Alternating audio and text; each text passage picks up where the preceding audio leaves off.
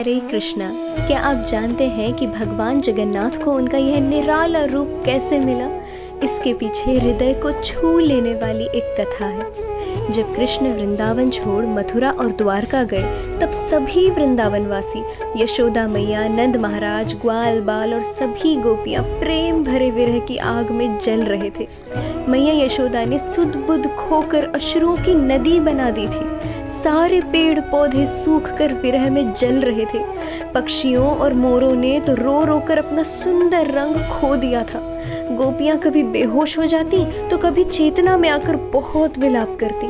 कई गोपियां तो बेहोशी की ऐसी अवस्था में पहुंच गई थी कि वे सांस भी ना के बराबर ले रही थी। उन्हें देखकर कोई भी बोल दे कि इन्होंने तो अपने प्राण त्याग दिए हैं। गोपियां सिर्फ ये सोचकर जीवित थीं कि अगर कभी किसी दिन कृष्ण सच में वापस आए तो यह समाचार सुनकर कि गोपियों ने अपने प्राण दे दिए हैं, कहीं कृष्ण की आंखों में पानी न आ जाए।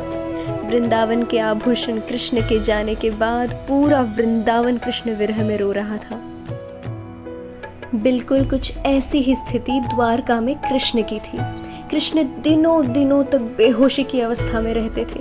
कभी होश आता तो वो जोर जोर से राधे राधे पुकारा करते। ब्रजवासियों के प्रेम में श्याम भी रात रात भर रोया करते थे। कृष्ण की यह स्थिति देखकर बलदाऊ, बहन सुभद्रा, मित्र उद्धव और नारद मुनि बहुत परेशान थे। ये सब कृष्ण के शुभ चिंतक अब कृष्ण की स्थिति को सुधारने के लिए योजना बनाने लगे। अंतिम निर्णय यह लिया गया कि बहन सुभद्रा रथ पर विराजमान होकर वृंदावन जाएंगी और मैया यशोदा के दर्शन कर बोलेंगी कि मैया, कृष्ण बस वृंदावन आ ही रहे हैं। वो तो मेरे साथ आ रहे थे, किंतु मार्ग में आने वाले प्रदेशों के राजाओं ने उन्हें रोक उनकी पूजा अर्चना शुरू कर दी, इसलिए उन्हें आने में थोड़ी देरी होगी, पर वो शीघ्र ही आएंगी। इसी प्रकार सुभद्रा गोपियों को भी सांत्वना देंगी। लेकिन कृष्ण के ब्रजवासियों से मिलन के बाद उन्हें किसी तरह द्वारका फिर से लाया जाएगा। रथ तैयार किए गए। सुभद्रा महारानी का रथ आगे था। बलदाऊ भी रथ में पधारे। कृष्ण, जो कि मूर्छित अवस्था में थे, उनका रथ पीछे था। नारद मुनि को कहा गया कि वे ब्रज की महिमा गाएं। ब्रज महिमा कान में पड़ते ही कृष्ण को होश आया और उन्हें लगा वो ब्रज में हैं। वो अपनी बांसुरी यहाँ वहाँ ढूंढ रहे थे। कहने लगे कि जरूर ही ललिता ने मेरी मुरली छुपाई होगी। नहीं, राधा ने विशाखा की मदद से मेरी मुरली छुपाई होगी। अब मुझे गोपियों को एक अच्छा पाठ सिखाना ही होगा। तब कृष्ण अपने श्याम सुंदर त्रिभंग ललित रूप में बिल्कुल वैसे ही खड़े हो गए जैसे वो वृंदावन में रहते थे। ऐसे दुर्लभ दर्शन आज से पहले द्वारका में किसी ने नहीं पाए थे। उद्धव को देख कृष्ण बोले, अरे उद्धव, तुम यहाँ वृंदावन में क्या कर रहे हो? अरे नारद मुनि, आप भी? तब नारद मुनि ने कहा कि भगवान, आप वृंदावन में नहीं, आप द्वारका में हैं, और यह यमुना नहीं, ये तो द्वारका का समुद्र है। कृष्ण वृंदावन जाने के लिए झटपट आ गए। तब उन्हें बताया गया कि उन्हें वृंदावन ही ले जाया जा रहा है। राधा प्रेम में डूबे श्याम तो खुद से चल भी नहीं पा रहे थे। कई लोगों ने उन्हें आगे से और पीछे से पकड़कर रथ पर विराजमान करवाया। वृंदावन में राधिका अपने जीवन के आखिरी चरण में थी। वे सांस भी नहीं ले रही थी। सभी ब्रजवासी चिंतित थे कि अब राधिका का क्या होगा। ललिता और विशाखा अपनी तरफ से राधा को होश में रखने की पूरी कोशिश कर रहे थे। राधिका ने मंद सी आवाज में तब कहा, जहां भी श्याम के कमल के समान कोमल चरण धरती का स्पर्श करते हैं, मैं चाहती हूँ कि उस रज में मेरा देह विलीन हो जाए।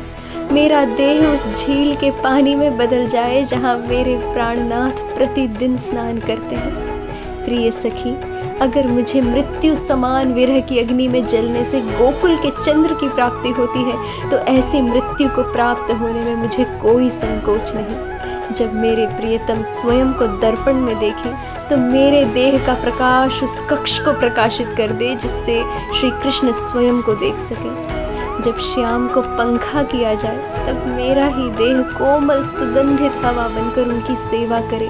मेरा देह वो आकाश बन जाए जिसमें श्याम वर्ण के मेघ अपना आश्रय प्राप्त करें।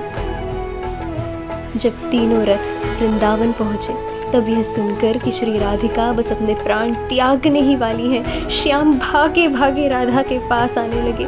ललिता ने राधा के कानों में धीरे से कहा, राधे, श्याम सुंदर आ गए, कृष्ण आ गए।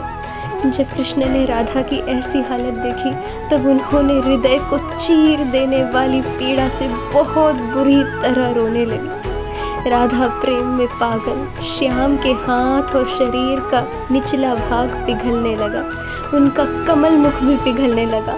अगर कुछ बचा था तो वो सिर्फ उनकी 2 बड़ी बड़ी आँखें थीं। श्याम की यह हालत देखकर बलदाऊ और सुभद्रा भी वैसे ही हो गए। राधा ने विशाखा से कहा कि कृष्ण को संभालो वरना वो भी अपने प्राण त्याग देंगे। तब विशाखा कृष्ण के कानों में राधा राधा का पवित्र उच्चारण करती है। कृष्ण होश में आते ही राधा से मिलन करते हैं और पूरा वृंदावन सुखी हो जाता है। अंत में नारद मुनि प्रार्थना करते हैं कि हे भगवान, कृपया आप तीनों प्रेम की इस अवस्था में अपने दुर्लभ दर्शन सदा भक्तों को देना।